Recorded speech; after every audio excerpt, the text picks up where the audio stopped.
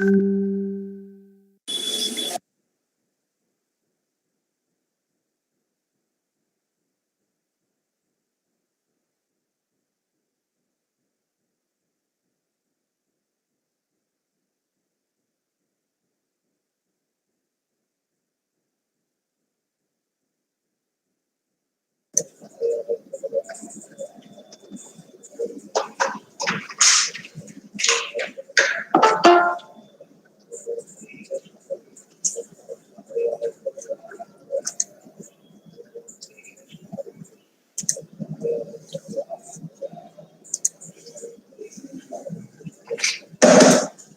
afternoon, everyone. Good afternoon, sir. Good afternoon, sir. Good afternoon. I am sorry for the late. There was some other meeting. After that, I had lunch and came for the class. So let us continue our discussion. So last class we have discussed about MAC protocols, and then we have started with routing protocols. I hope you remember. The two MAC protocols we have discussed are sensor MAC and your self-organizing MAC for sensor networks, SMACs, right? SMACS. These two MAC protocols we have seen. Then we have started the routing part, routing in wireless sensor networks. We have seen the taxonomy.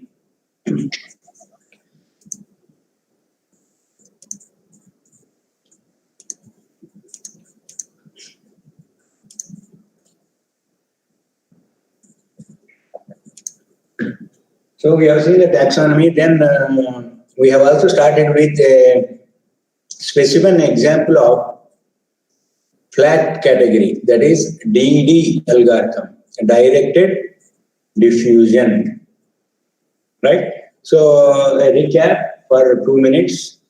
Sensor MAC is a simple protocol that works based on the low duty cycle operation. Every sensor node will have listen and sleep modes, and in listen mode it does sensing, processing, and communication.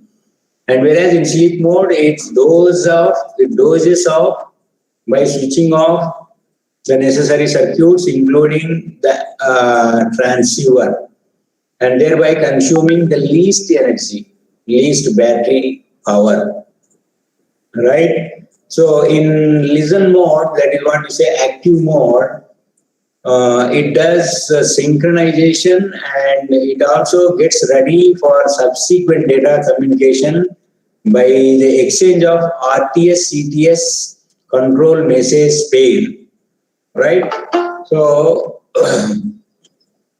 then we have switched on to SMACS, self-organizing MAC protocol for sensor networks, wherein it has two steps. First step is neighbor node discovery, and second step is channel assignment. So these two steps put together are called infrastructure building. So that is why SMACS is an infrastructure building protocol, right? Let us see the PPT. And this is illustrated with these two diagrams. In the first one, node discovery phase, the bottom one, then there is the exchange of control messages. Type 1 and type 3 are broadcasted, whereas type 2 and type 4 are unicasted, right? And type 1 is invitation, type 2 is acceptance, that is a willingness. Then type 3 is proposal, and type 4 is acceptance for a proposal. And subsequently, once the neighbor is discovered, subsequently channel is assigned and a pair of nodes will accept on one particular frequency, one particular channel, and they agree the transmission reception schedules. In other words, it is non-synchronous communication. In variously, it is half duplex communication, one node at a time. In a pair, only one node at a time will be transmitting. One transmitting, the other will be listening or receiving. Right? That is non-synchronous communication. So these two diagrams, top and bottom, will illustrate how the infrastructure, that is the neighbor discovery and channel assignments, are done in case of this advanced and sophisticated protocol SMA-CES. So then we have switched to I have asked you to go through the other MAC protocols. EAR, right? Eavesdrop and register. This is a MAC protocol. Similarly, there is another one, EAR in routing, energy aware routing. So you should not get confused between these two, right? EAR, here it is eavesdrop and register. Eavesdrop is snoop and register. This is the MAC protocol, whereas there is energy aware protocol. Right, STEM. This is also another protocol. Sparse topology and energy management, STEM. Right. So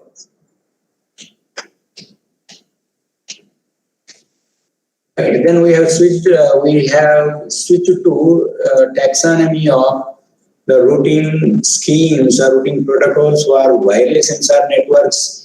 As wireless sensor networks are trivial or special case or distinct from nets, in the sense that energy is quite limited and there is a limited lifetime of the node, and then large number of nodes are deployed or densely deployed, and failure rate is also high because of so many factors. Right. So given these constraints or characteristics, routing needs revisiting for wireless sensor networks.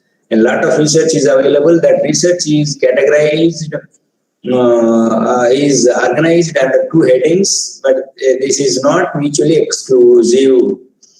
The protocols, if you have 100 protocols can be placed under network structure, and the same 100 protocols can also be placed under protocol operation. Right, so that way it is this taxonomy in this classification is not mutually exclusive.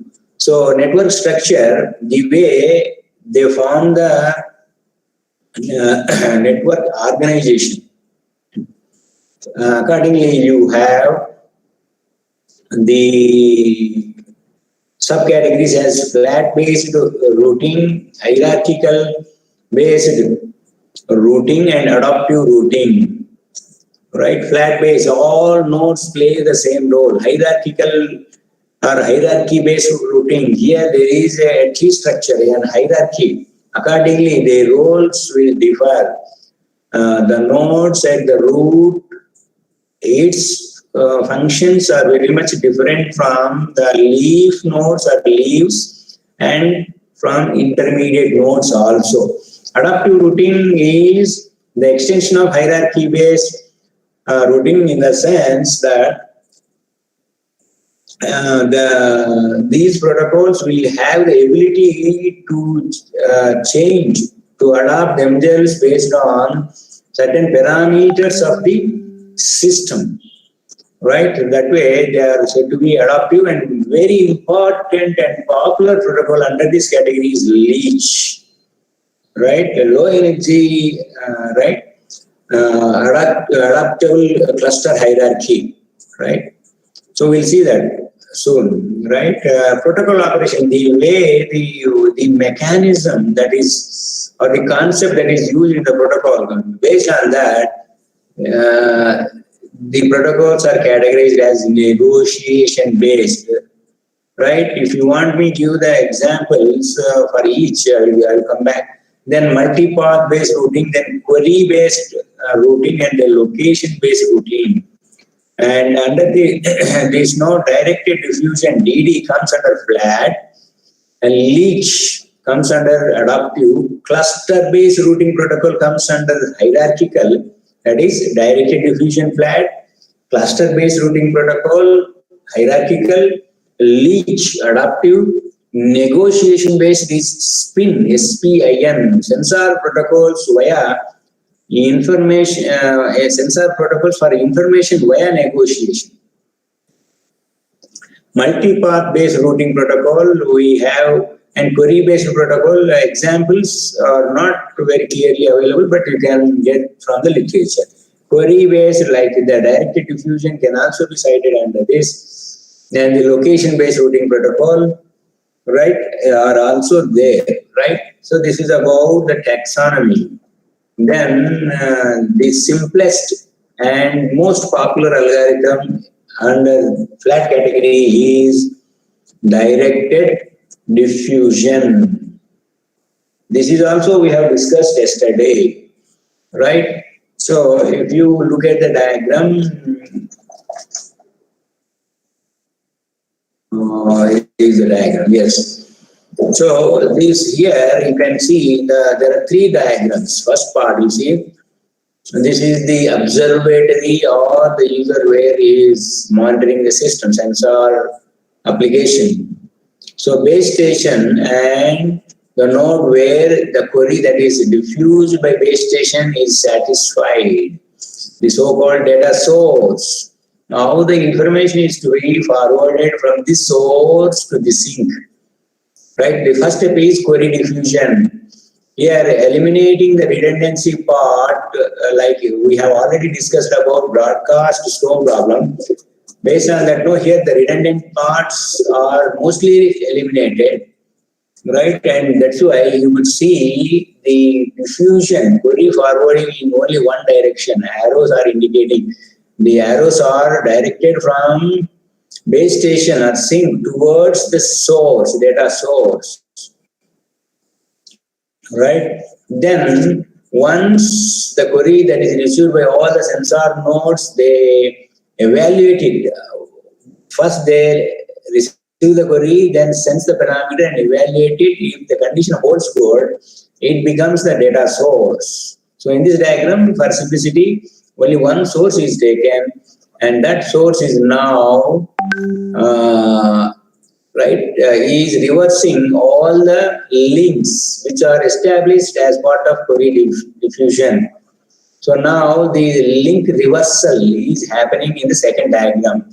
All the links are simply reversed, right, conceptually, right? And once there are multiple paths from source to the sink, the best path is chosen. Best is based on the identified metric or criterion, right? So in this diagram, it is the case. This is the first part of the algorithm. There is another next part which is very important. That is the concept of reinforcement. If now source is sending the data to the sink, and if everything is fine, the acknowledgements are coming, there are no errors, no timeouts, right? Everything is perfect. Then the priority of each link is incremented regularly. That is, this is what we say positive reintegration, reinforcement, positive reinforcement. So now priority, because the quality of the path or the route is better, you regularly increment the priority of the path. If at any stage during data transmission, something goes wrong, some data is received erroneously, acknowledgement is not received, or timeout has happened, right? The link that is responsible for that, its priority is decremented. So if it is happening regularly, its priority is gradually decremented. This concept is called negative reinforcement. So when negative reinforcement has triggered, it is wise idea to have an alternate path bypassing that negative reinforcement link or path, because soon it is going to fail. So before that, you can find out and get ready with the next better alternative route. So that way, this negative reinforcement helps, right? So this is about the two parts. The first part is, right, query diffusion, and then once the data sources are identified, link reversal. Second diagram, and third diagram is best path identification based on shortest path or based on the given criteria, whatever may be the criteria. Based on that, the best path is allocated, and when the data delivery or data communication is in progress, we will always be invoking the reinforcement concept. If everything is fine, you increase its priority, and you opt for positive reinforcement. If some place negative things are observed, then the negative reinforcement is activated. So that reinforcement concept is quite important, and that makes this directed diffusion concept more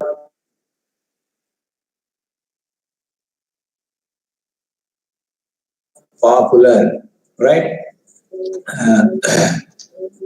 Then other things are also there.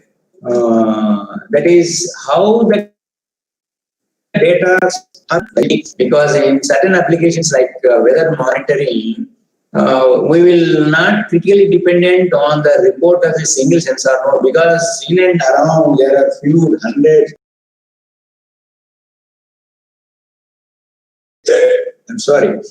few tens of nodes, if not hundreds, are available. We can also consider them for deciding the event occurrence, for confirming, right? So accordingly, you have two models that are possible. In the first case, event radius. First, identify the node where event has been detected or event has occurred, taking that as the center of the circle, and taking the radius as a number of hops. Maybe you may consider one hop nodes around the node where the event has occurred, or two hop nodes. So you draw the event circle. So then all the nodes in this circle are considered as data sources. Now, subsequently, when you receive the data from all the nodes within the circle, you may employ the concepts, or you may employ mathematics or statistics for deciding the final value. You may take average, you may take the maximum value, you may take the best value, you may take the minimum value, right? So, whatever may be the statistical operation you are preferring, you can prefer based on the application. Right, so that is event radius model, and in the second case, the sources need not be concentrated. They need not be dense at one place. They can be scattered throughout the network. Right, so then this is what you say random source model. Randomly, the sources are identified throughout the network. So this is random source model. Right, so then this is what we have discussed still in the yesterday class, that is directed diffusion. Do you have any doubt in this directed diffusion, students? Caution, post-lunch session, don't sleep, be active, time is going, soon your exams will be there, don't forget and sleep, right?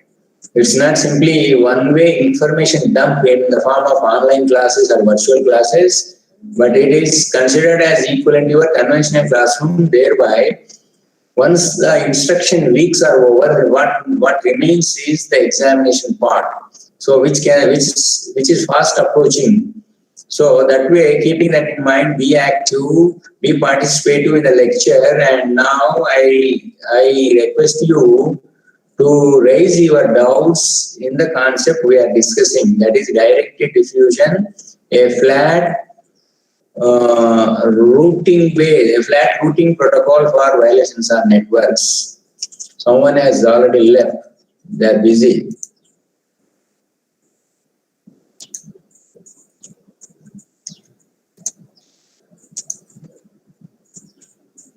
Okay, we can't help, right? Okay, so anyone has got a doubt? All the active students shall raise their doubts. Sleeping students, anyway, let them sleep. What can we do?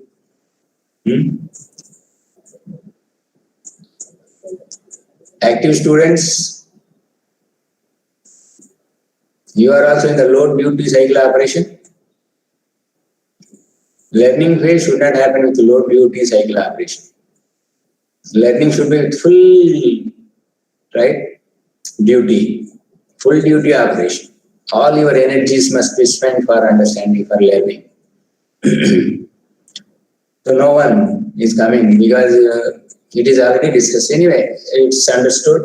So now let us switch to, again I say I am leaving certain things for your self-study. For example, SAR protocol, sequential assignment routing protocol. Right? Then other things, minimum cost forwarding algorithm, MCFA, right? Coherent and non-coherent processing, right?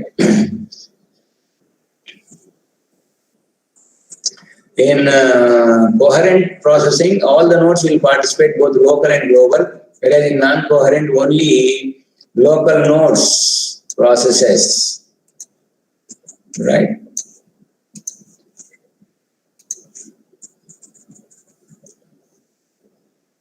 So energy aware routing, that's what I was saying. No, sometime back, EAR is also there, eavesdrop and, anyone please?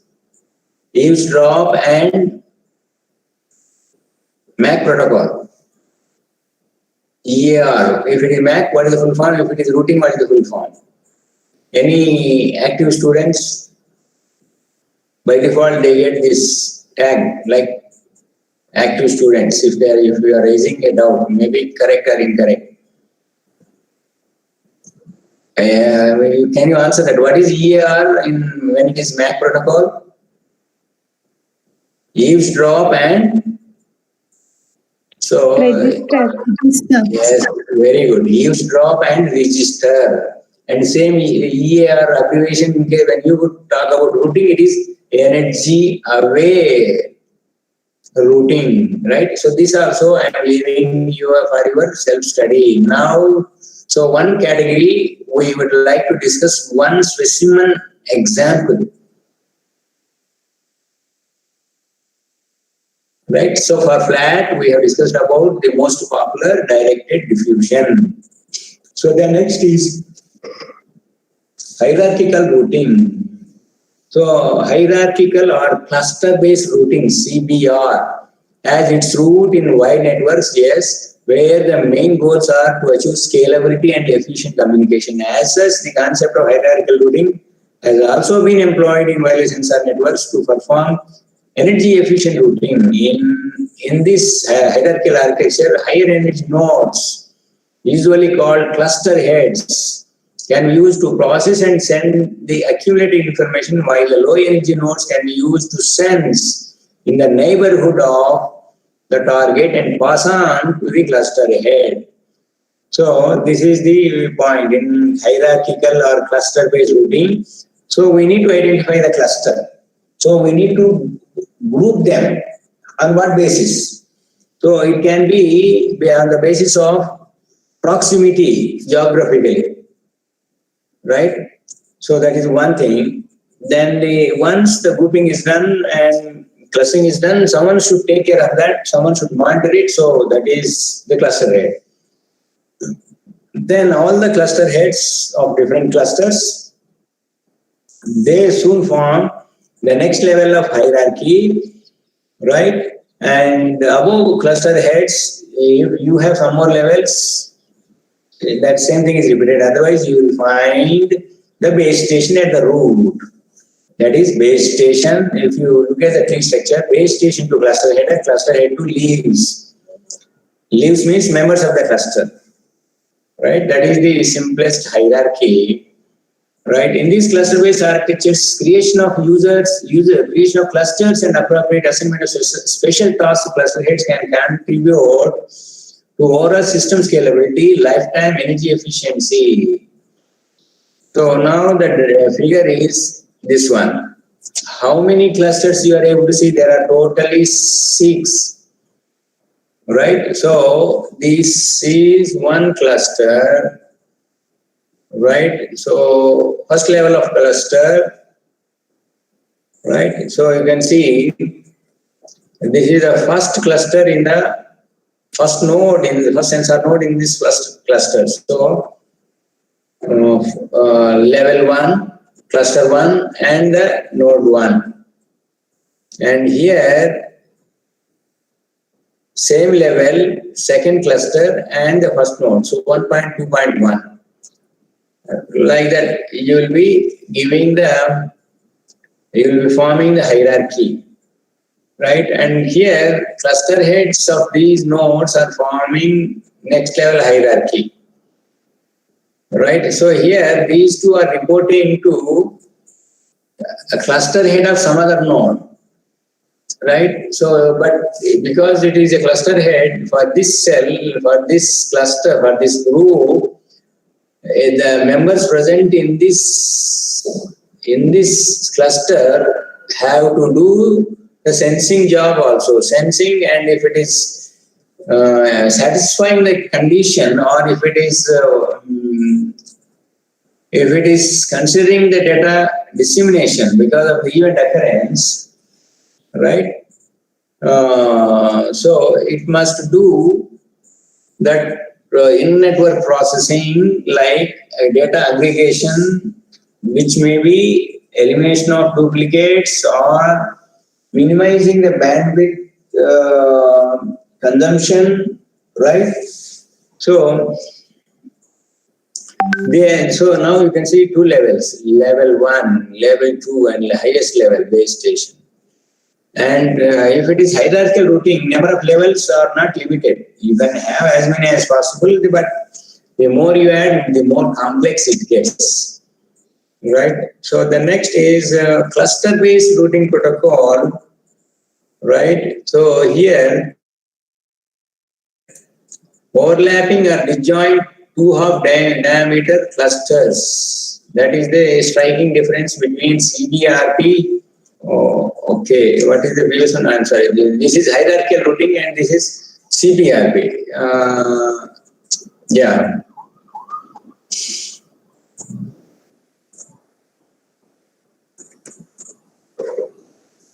So the difference between these two is, in the previous case, clusters cannot be overlapping, but here they can be overlapping. So this is CBRP. There in the hierarchy, there won't be any overlapping of the grouping or groups or clusters. But here it is, overlapping is permitted. Right?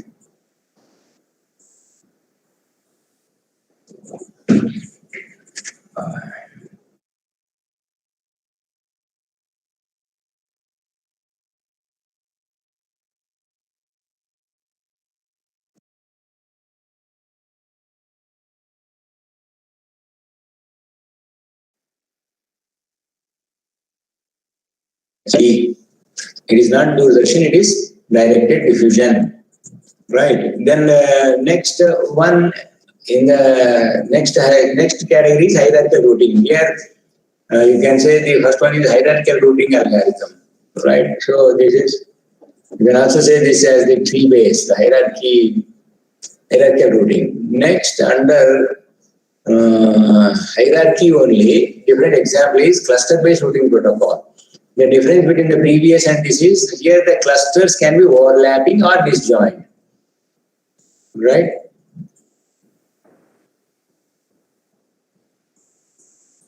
And the number of levels are also fixed. It is fixed to only leave nodes, intermediate cluster heads, and then top base station. So that way you will get 2-hop diameter clusters only.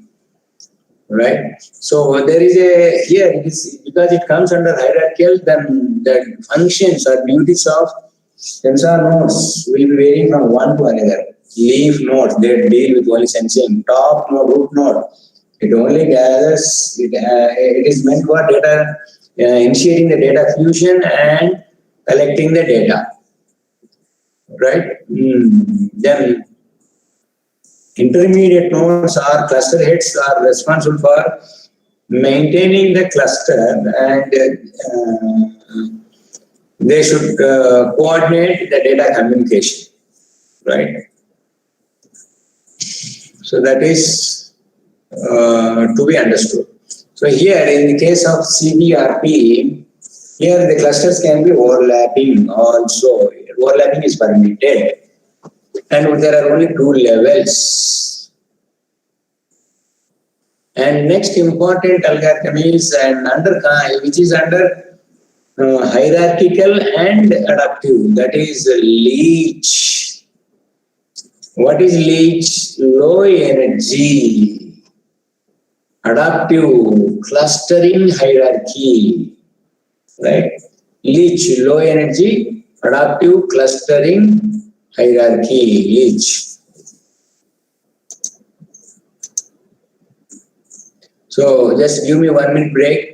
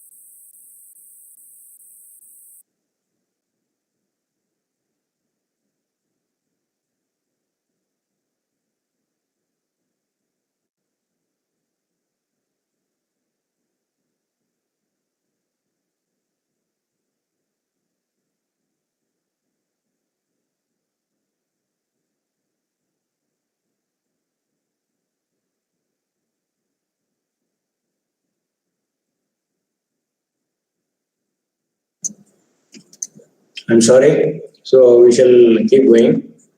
So leech is very important protocol, both from the subject point of view or the concept point of view and examination point of view.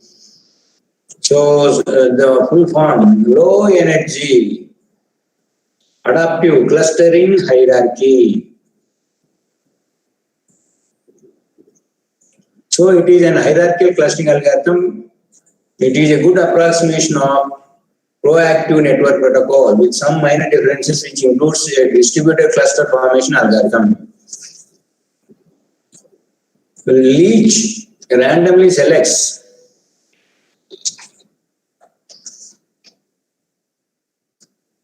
few central nodes as cluster heads and rotates this role against the cluster members so as to evenly distribute the energy dissipation across the cluster. If it is not done, the cluster head nodes, their battery energy gets depleted very quickly. In leech, the cluster head nodes compress data arriving from nodes that belong to the respective cluster, right? And then send an aggregated packet to the base station in order to reduce the amount of information that must be transmitted.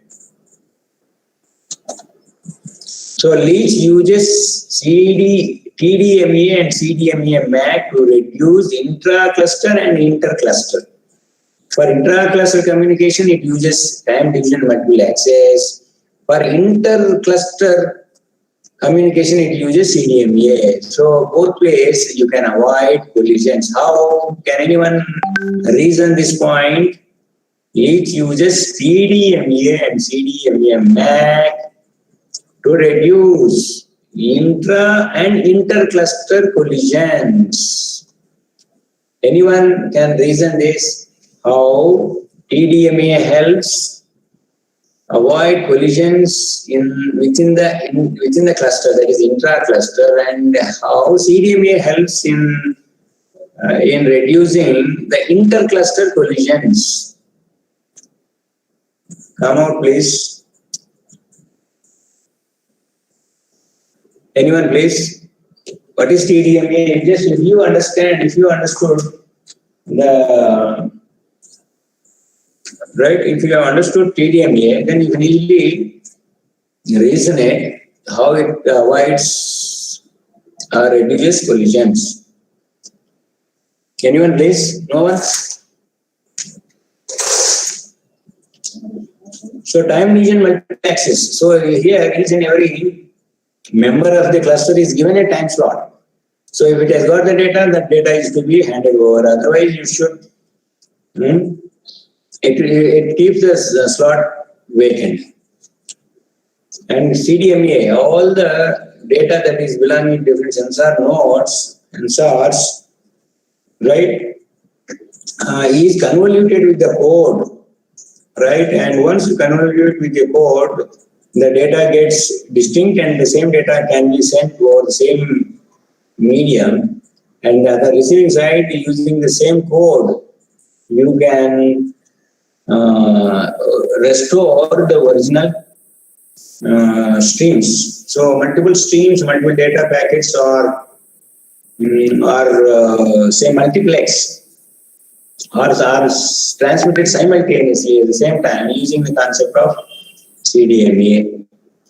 Right? So that is the point we should understand. So the other part is not there. Let me check it.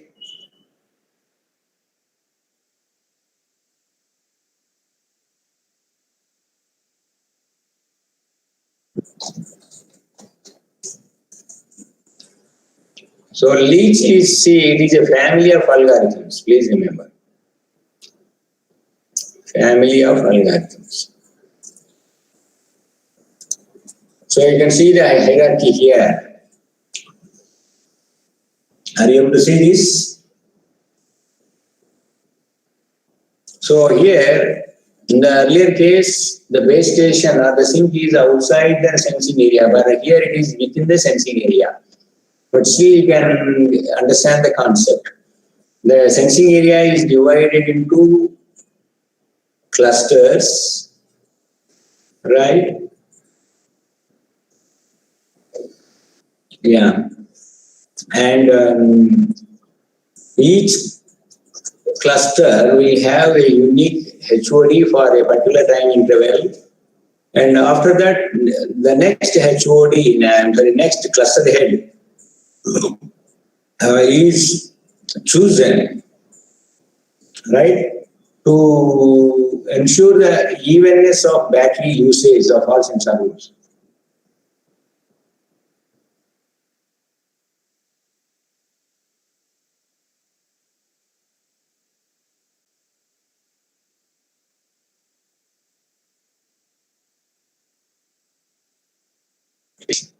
Query is diffused for the first time from base station to cluster heads. Cluster heads will in turn inject or forward the same to the leaves, to the members. So in 2 rounds, right, all the sensor nodes in the network have received the query. So this is what is a query fusion, direct diffusion of the query. And so you can see here, each operation round consists of setup phase and steady state. So here, these operations proceeds in the form of rounds. So first round, there are 2 phases. First thing is setup phase, right? Setup. So clusters are organized, setup phase. The next is once the clusters are set up, now those clusters are to be study for data dissemination. So these are the 2 phases, right? So each round, so here setup has started. Setup took some while. Then this is the time slot for setup operation. And next slots 1, 2, 3, 4, 5, 6 slots are meant for steady state. Right now, the network is stabilized. Now you can go for data transmission.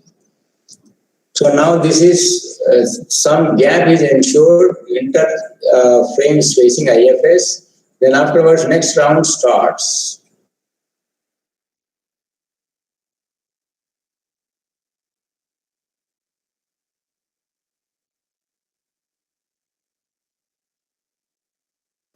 Its probability to be the cluster head to all other nodes. Please remember, this is very important.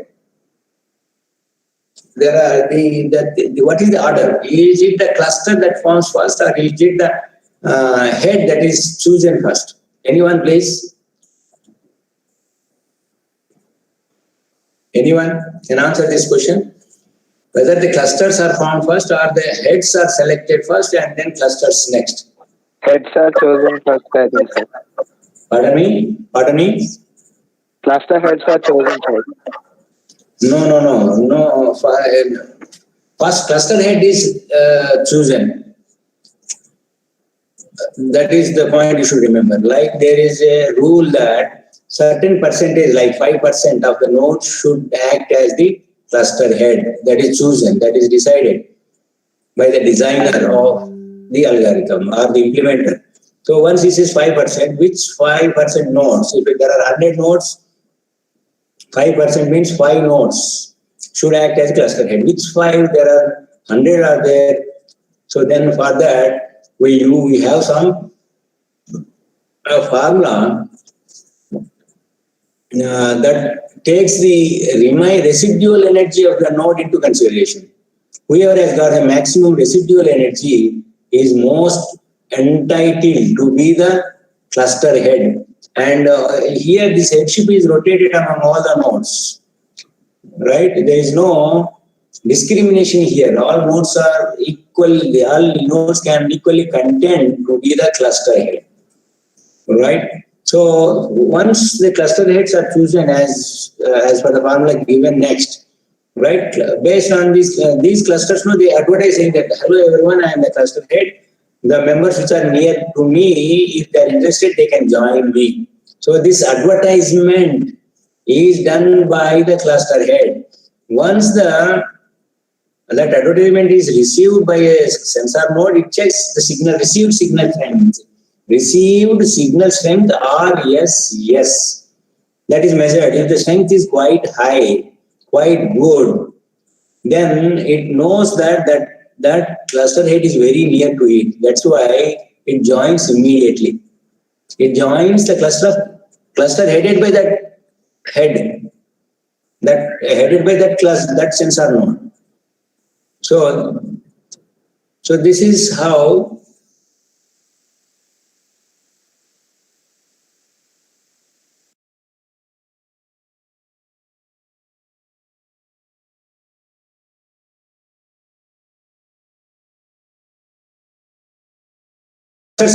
right?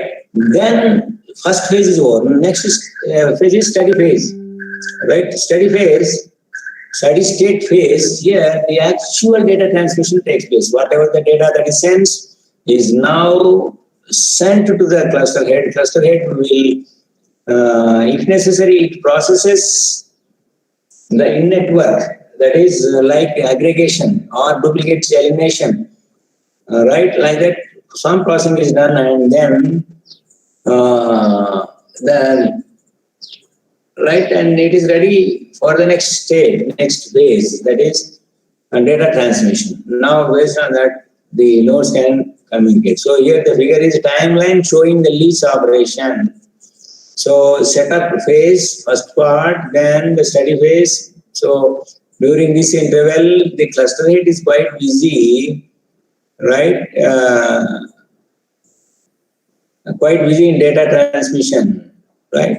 So once that is over, intentionally some spacing, IFS, interframe spacing is allowed to avoid the network interference. Then next, round starts. Right? So this is how the operation proceeds. Right? You have any query here for intra-cluster communication? Time division multiple access TDMA is used here. Node multiplexing is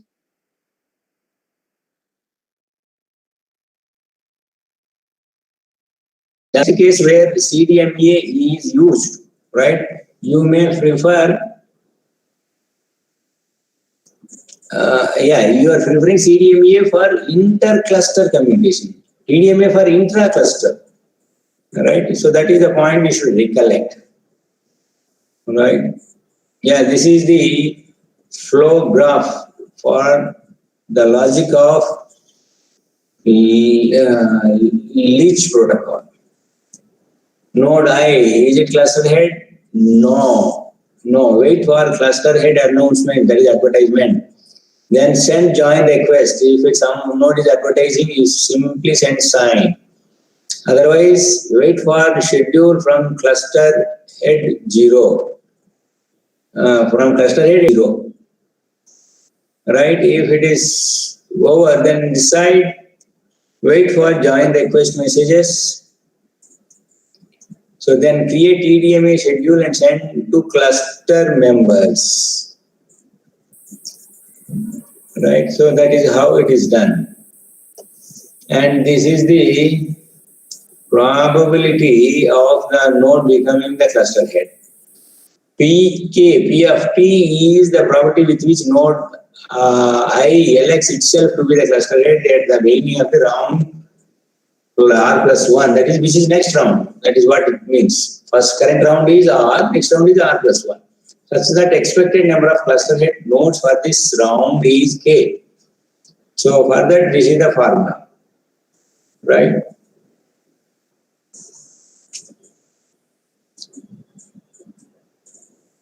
So the formula that is used for deciding the cluster head is probability for each node, for node I to be a cluster head at time t is P of T, right? Probability for each node to be the cluster head. So every node should calculate on its own, right? Probability of that node at time t is K by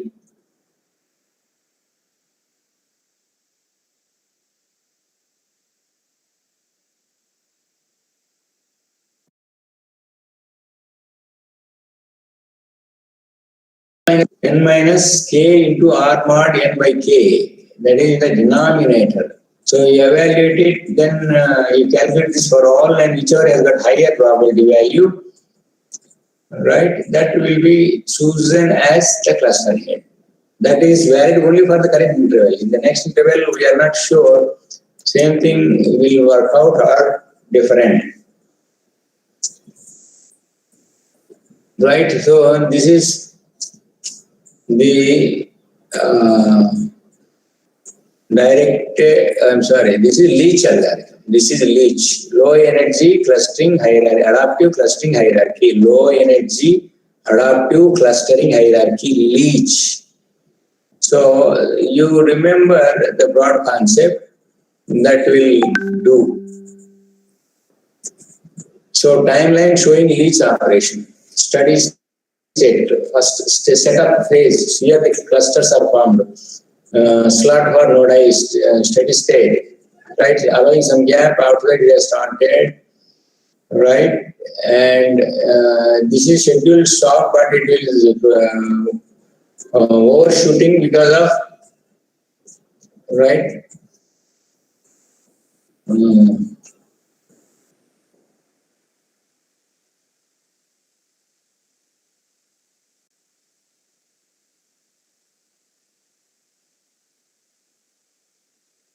Giving TDS is here, this is what indicated as the form of rounds. So nodes, the timeline is shown here. You can understand whatever we have already discussed. I would like to make a pause here I would like to stop here and take your questions. Questions, please. Questions, please. Anyone, please?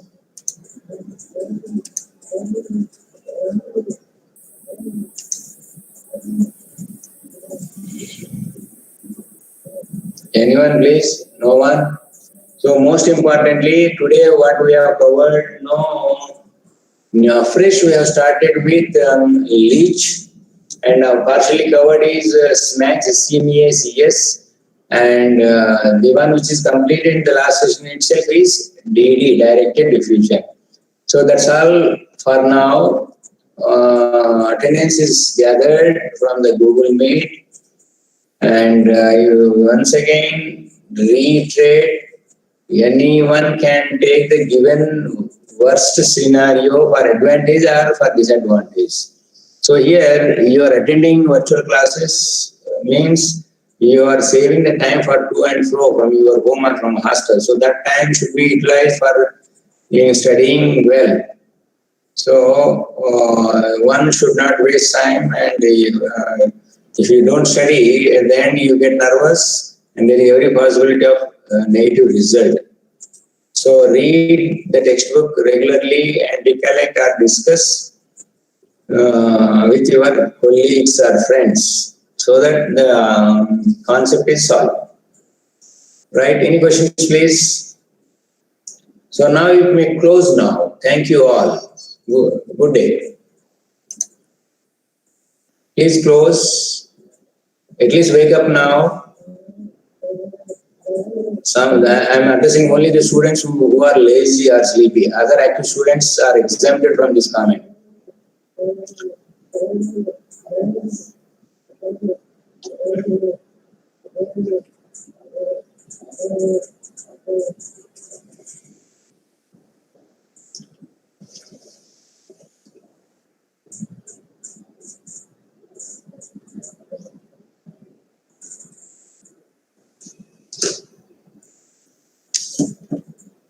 Others are not closing.